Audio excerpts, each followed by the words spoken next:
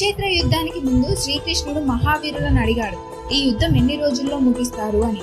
భీష్ముడు అన్నాడు, 20 రోజులు. ద్రోణుడు 25 రోజులు, కర్ణుడు 24 రోజులు, అర్జునుడు 26 రోజులు.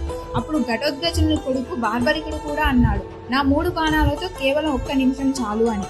అందులో మొదటి బాణం శత్రువులందరినీ గుర్తించేది, రెండవది ఒక్కసారిగా వారిని సంహరించేది, మూడవది మిగతా వారిని తిరిగి ప్రాణాలతో యథాస్థితికి తెచ్చేది. అంటే కేవలం 3 బాణాలతోనే ప్రపంచాన్ని జయించే శక్తి అతనికి ఉంది. కానీ అతను ప్రతిజ్ఞ చేశాడు, బలహీనుల పక్షాన యుద్ధం చేస్తాను అని.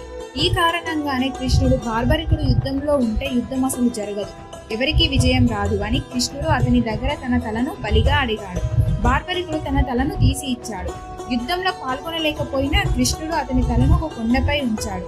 అక్కడి నుండి మొత్తం కురుక్షేత్ర యుద్ధాన్ని ప్రత్యక్షంగా చూసే భాగ్యం అతనికి దక్కింది. అలా బార్బరికుడు 1 నిమిషం యుద్ధ వీరుడుగా చరిత్రలో నిలిచిపోయాడు.